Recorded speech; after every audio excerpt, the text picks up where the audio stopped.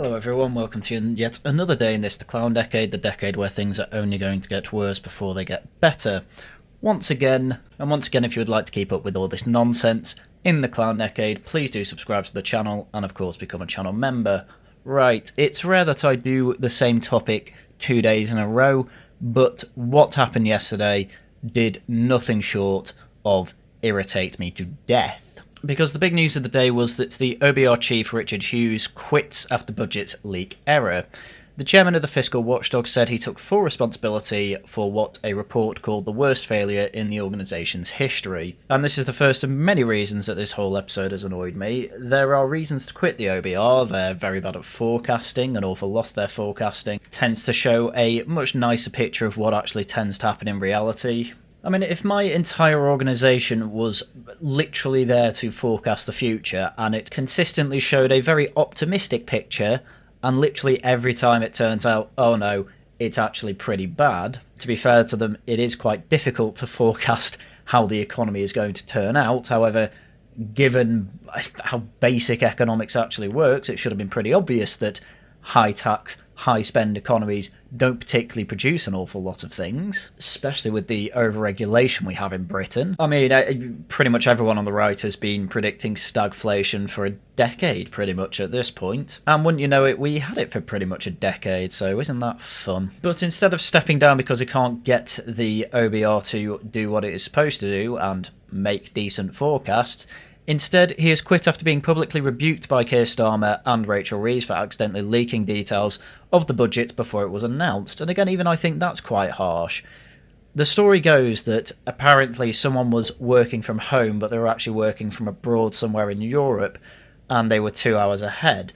And because they were 2 hours ahead, they set the OBR's review to be published at the correct time in their time zone, 3 o'clock or whatever it was.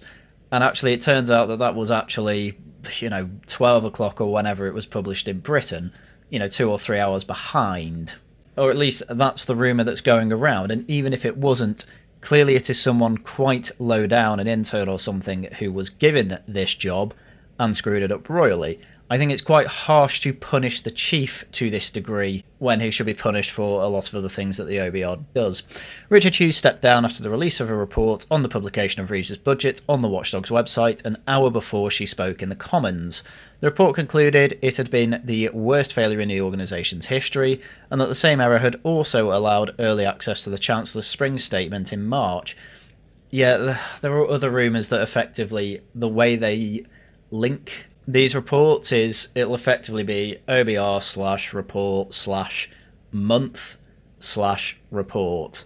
And so you could just change, in fact I think it has the year as well of course, so you can just change it to be this month plus correct year, and you can get the March or the November report whenever they put it on that link, which obviously they do in advance. Because if there's one thing that is uniquely true about the public sector, it's that they are massive IT phobes.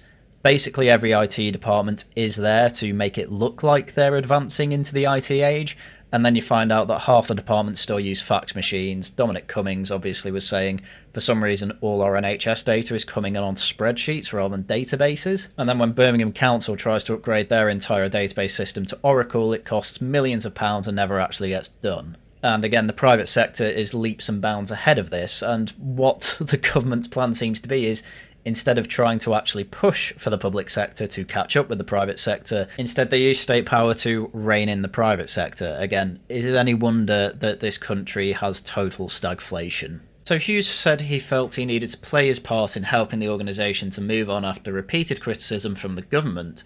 The Treasury, I mean, this is the government throwing them under the bus. Again, the incredible part of this is that the man at the head of the OBR, who had basically no control, let's face it, over an intern screwing up the time that the OBR published its findings, is in no way comparable to Rachel Reeves and Keir Starmer lying not only to their cabinet but to the House as well, and the general public about what the OBR said. I mean, it is quite crazy that the OBR make an admin error, the head has to go. Rachel Reeves and Sir Keir Starmer literally, allegedly, I have to say at the moment, lie to the public for 2 months and nothing happens to them, at least yet. One thing we can at least say from this is that if the head of the OBR steps down, who else do they have to scapegoat? No one. So all eyes are now on Starmer and Reeves. The Treasury declined to say whether Hughes had been told that he should go, but relations between Reeves and Hughes had deteriorated, and they were barely on speaking terms. And it could easily be the case that, well, Hughes has a pretty good pension, he's fed up of this, and stepping down could actually throw Reeves into the muck. It's entirely possible that he's just had enough, wants his pension, and it's got the added bonus of now all eyes are on Reeves. So there's a bit of revenge in there.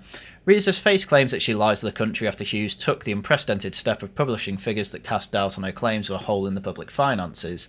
The Chancellor had said repeatedly in the run-up to the budget that she would have no choice but to raise taxes because of a downgrade by the OBR to the UK's productivity forecast. So on top of that, before he's left, he's also published figures that show that Rachel Reeves has allegedly lied. The most hilarious part about that is that, well, what can she do now? He's not head of the OBR. She could just curse him.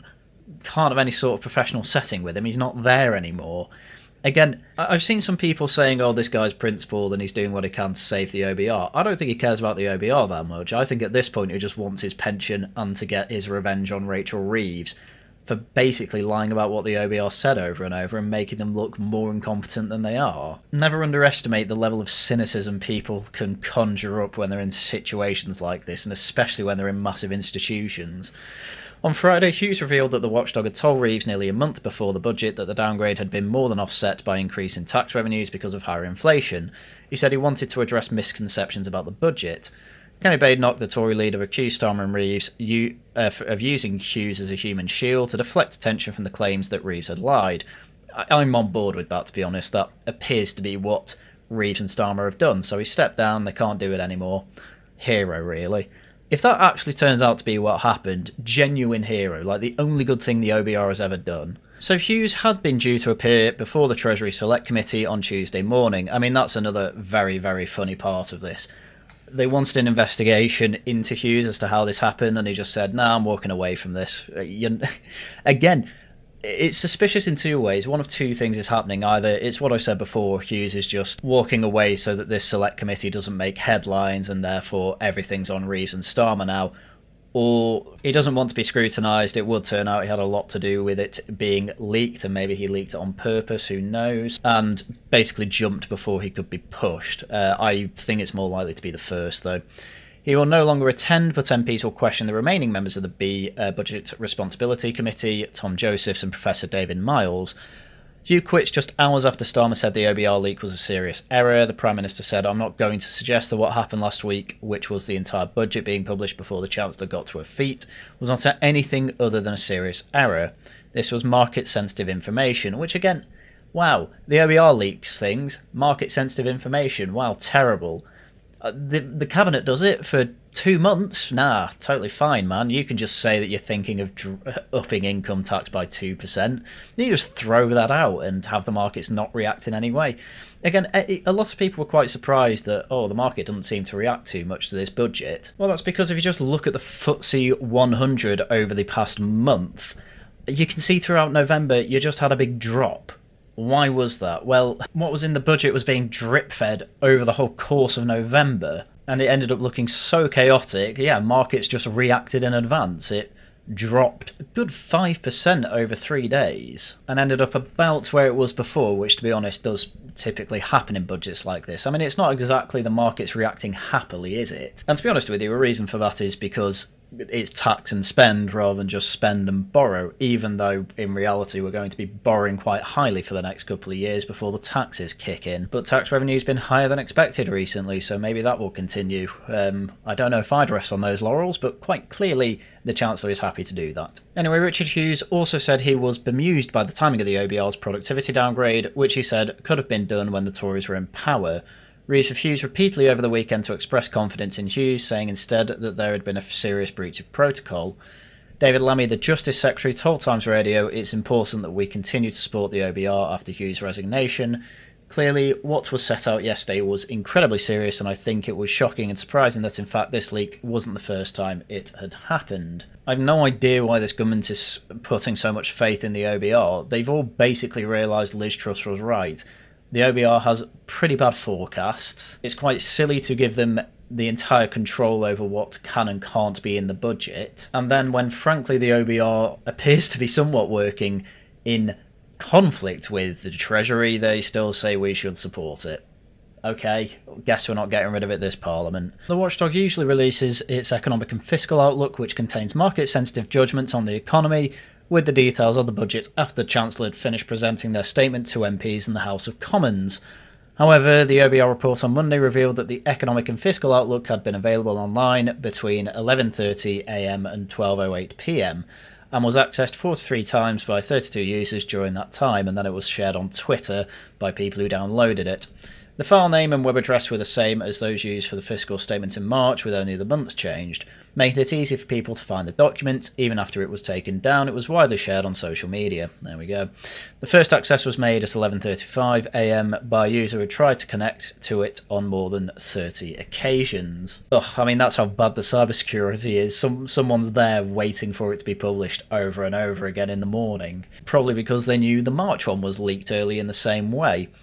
As a result, the contents of the forecast were published online by the Reuters news agency before Reeves stood up in the Commons, leading to movements in bond markets. As if there weren't movements in the bond markets for the past month. Come off it. This is what's so ironic about all this.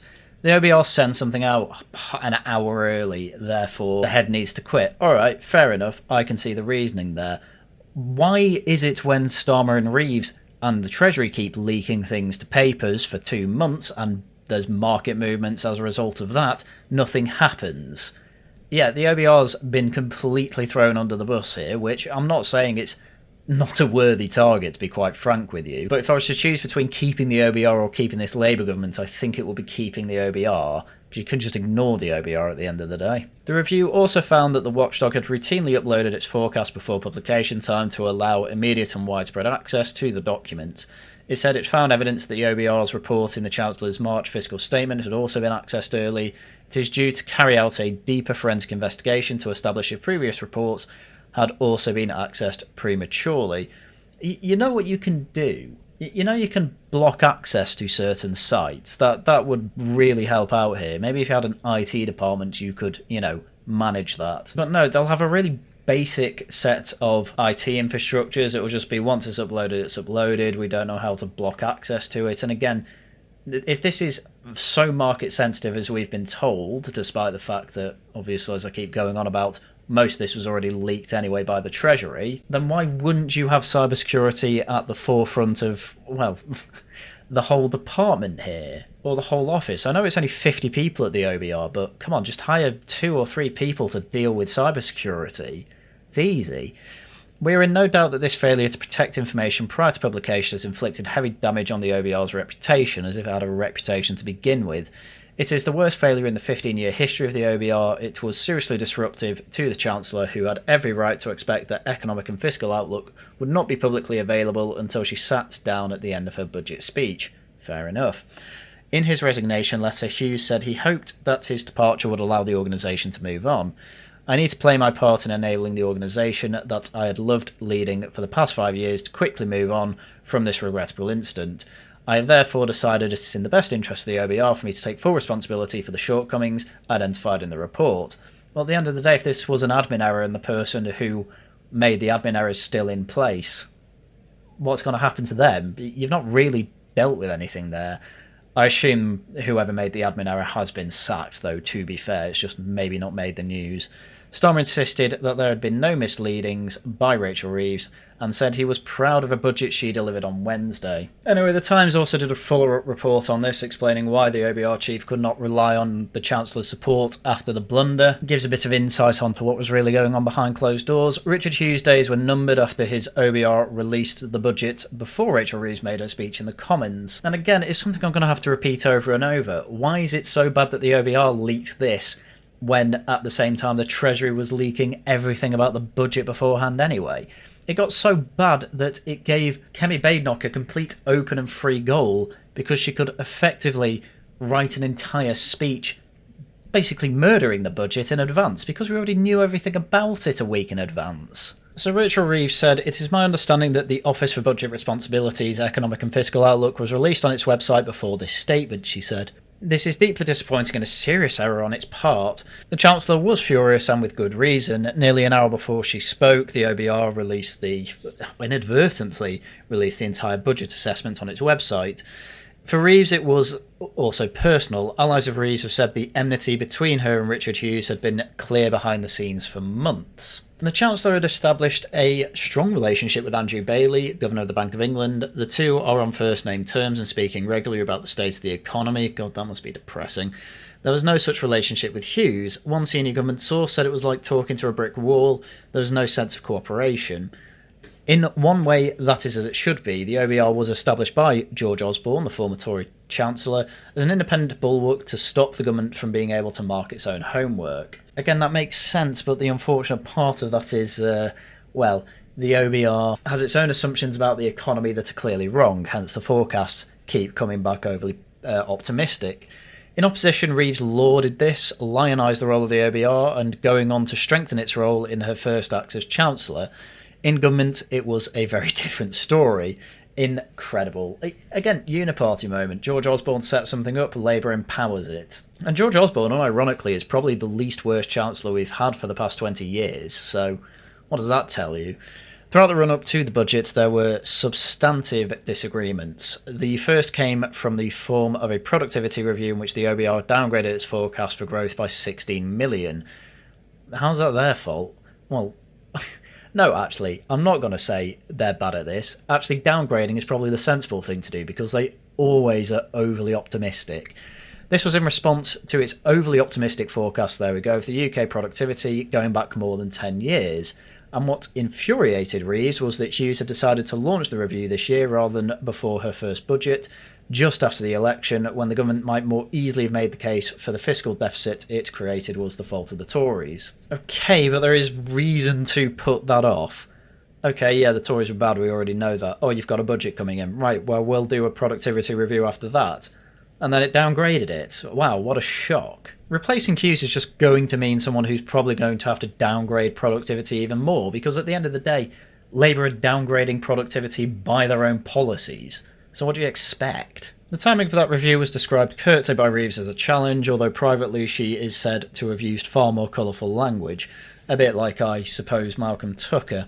A second area of disagreement was around growth. In the run-up to the budget, the OBR made clear it was not going to score any of the government's growth measures, the trade deals, and close relations with the EU, further planning reforms. I can't see a good reason for that. Maybe Hughes did just dislike Reeves, in which case, what a hero. This meant that the amount Reeves had to find in tax rises was larger than it would otherwise have been, as in the eyes of the Treasury, the watchdog was taking an overly pessimistic view of the future of the economy. I'd rather they do that, to be quite honest with you. I would much rather they do that, because their overly optimistic ones have been pretty horrendous. And I suppose some people would say, oh, well, that might be because it's stuff full of Tories or something like that, and I can see the reasoning for that, but at the end of the day, the overly optimistic reviews the OBR had under the Tories led to the Tories making really, really, really bad decisions and causing stagflation. Labour are trying to do that anyway, so I think they're trying to be more pessimistic to shove them in the other direction, which, is good. The final nail in the coffin of the relationship came from a decision by Hughes last Friday to take the highly unusual step of publishing the OBR's draft economic assessments leading up to the budget. These showed that Reeves had been disingenuous when she suggested last month that the productivity downgrade meant that taxes would have to rise. So this is where the relationship broke down, apparently. The OBR published quite hefty evidence that Rachel Reeves had been lying to the public, and to the House, and to the Cabinet. And this is what broke down relationships, apparently, and that's why he's decided to step down, or part of the reason. In fact, the OBR's letter revealed that it had informed Reeves as far back as September 17 that there had been a significant improvement in tax revenues because of higher inflation, wiping out most of the productivity downgrade. In fact, I want to get the graph for this, because this didn't so much as wipe it out, but was actually best case scenario. I mean, again, this is what the OBR was telling Rachel Reeves. look how well the economy has done. You are now basically in a £16 billion surplus. Sorry, that's not a surplus, but you have £16 billion more in revenue than you did based off our last forecast. This is obviously a forecast 2029 to 30. It's probably going to be downgraded in the end, but still, this is what Rachel Reeves got annoyed at. The fact that they published the fact that actually revenues were very good and you would have better headroom and you'd have over £4 billion in headroom. Okay, you want it up to 10 billion, fine. £6 billion of taxes, I understand. But you raise taxes by 26 billion. Most of that is to fund more public spending. That's the story of this budget. I have been taxed as a working person to give the money to people who aren't working but having babies all the time instead. Not good incentives. Especially since most people working would probably like a family and feel like they can't afford it. And when Reeves had made her statement at the press conference in early November, the deficit had turned into a surplus and was 4.2 billion in the black. This opened Reeves up to accusations from Tories of lying to impose tax rises for higher benefit spending, a politically toxic charge against the Chancellor, for which her allies held Hughes responsible. That's so funny. We hate Hughes because he told the public that we are lying. Thank you, Hughes, you have done a public service there, and I don't blame you for stepping down after the nonsense you are going to receive from the people in the Treasury over this. Enjoy your predictably ridiculously high pension, you are probably one of the few people who's earned it. Yeah, that's probably going too far, the OBR hasn't been very useful, but still, it shows how very happy I am with him that he's decided to throw Reeves into the muck. Taken together, this meant that Reeves had absolutely no interest in investing political capital in propping up Hughes against what have turned out to be serious failings in the way the OBR handled its hugely sensitive budget document. I mean, this is the other thing, now that Hughes is out, he can probably be a bit more open about how he feels about this particular government. That'll be very funny. In an interview on Sky News on Sunday, Reeves repeatedly refused to say if Hughes would remain in post. Asked if he would resign, Reeves said she supported the principle of the independent watchdog, but added it was clearly serious. It was clearly a serious breach of protocol. And speaking on Monday, Starmer also refused to give Hughes a vote of confidence. They both wanted him out because he was trouble for them.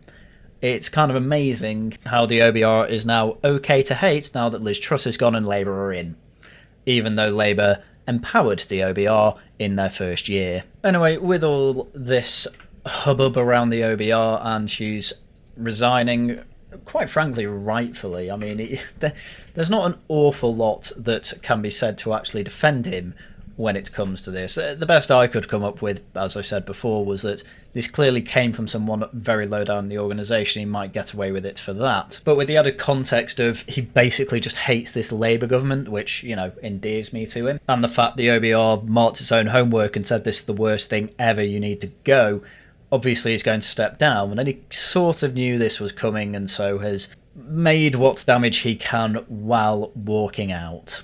And then it just begs the question of, well, if you can get the sack for accidentally leaking a document from someone far down in your organisation, why is lying to the country allowed to be gotten away with? And it's something that senior ministers can't seem to actually get a grasp on, and they're very bad at trying to dodge the question, as is seen in this Times radio clip.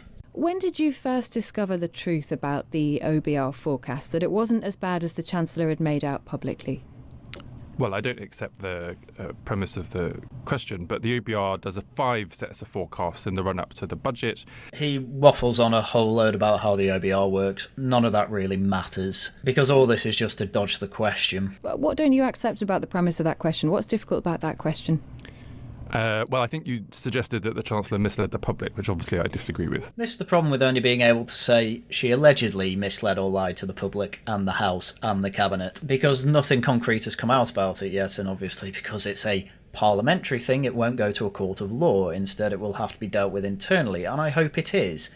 I wouldn't be shocked if Lindsay Hoyle is at the end of his tether with this Labour government and is more and more tempted to use some of his power to actually do something about keeping order in the House and the authority of the House. But, well, I'm not exactly clued up on what exactly he could do, I'll be honest with you, but he's clearly getting more irritated as time goes on. Anyway, the interviewer makes the very valid point that she has plenty of dates and plenty of evidence that the Chancellor suggested over and over again that we have to raise these taxes to raise revenue because we're in such dire straits, we're in a big budget deficit. And then it turns out actually the OBR published evidence that actually we told them back in September they're in the black, and pretty good actually. My question again is, when were you told the truth about the OBR forecast? Because your Cabinet colleagues have told the Times this morning at no point were the Cabinet told about the reality of the OBR forecasts. Well, just 2 points from that, if I may. The first is that the numbers you're referring to is how much the OBR thinks you've got coming in by the end of the budget period, which is 2030. Not this year, but 2030. Yeah, sure. But the easiest counter to that is, well, most of these taxes are coming in 2027, 2028, 2029. If we're going to try and make the claim that this to try and get a budget surplus before 2030, that's not going to happen with this budget anyway. So what are you talking about? And of course, you always try to have what's called the headroom, unallocated spending put aside in case something goes wrong between now and then. It's the prudent thing to do. We had £10 billion of that headroom coming out of the budget last year, and the Chancellor said that we wanted to have 20 billion because of fiscal risks globally that we need to be prepared to face. That's a good thing. That's again, sure, but then that's just completely undermined by all the spending increases that have come out of this budget too. So this narrative fell apart straight away, and fell apart even further when it turned out we already had a budget surplus in the works. There's no defending this. There's no defending this whatsoever. This is the best they can do. Two arguments that are instantly palmed away. But then the presenter actually does a better job than me, and I have time to think about this, in that, again, he didn't actually answer the question, which was, did the Chancellor tell you there would be a budget surplus in 2030? Did the Chancellor explain to you in the Cabinet that the OBR had in fact shown an improvement in the nation's outlook, not just a downgrade in productivity? Did she tell you the truth about that? Yes, of course she did. But the point I'm making is... is So your Cabinet colleagues are lying then? Yeah, Darren Jones has absolutely put his foot in it here. He can't defend what the Chancellor's actually done. And on top of that, he's giving completely conflicting information compared to what his Cabinet colleagues have already been saying. This is a pretty poor interview from him, and again, does not show that Labour has much talent in its upper ranks. Anyway, there's more obfuscation, and it ends with, well, this question and answer. Did she ever explain that to you? And you're talking about a scorecard, you're talking about different forecasts, you're not giving a straight answer. Can you understand why your own colleagues in the Cabinet say they've been lied to? They haven't been lied to, and I'm answering your question based on what actually happens in practice. Just a horrendous clip all in all, and this is generally how the Labour government works, and the Tories weren't much better, bear in mind. It's all just, how can we lie to everyone to excuse the spending that the civil service tells us we need to spend? While at the same time, I suppose, with Labour, how do we actually keep all that in mind and not really annoy our backbenchers and have them rebel against us? Well done. You've managed to stave them off, apparently everyone says, until May. Given how quickly this is unravelling, I can see them going earlier, but we'll have to see. But I'll leave it there. As I say, I hope not to have to go through what Labour are doing again this week. There's plenty of other things to go through. Reform defections, your party being an embarrassment. Zach Polanski saying the same thing for a few months and still somehow coming second in some polls. That's an interesting topic, but no.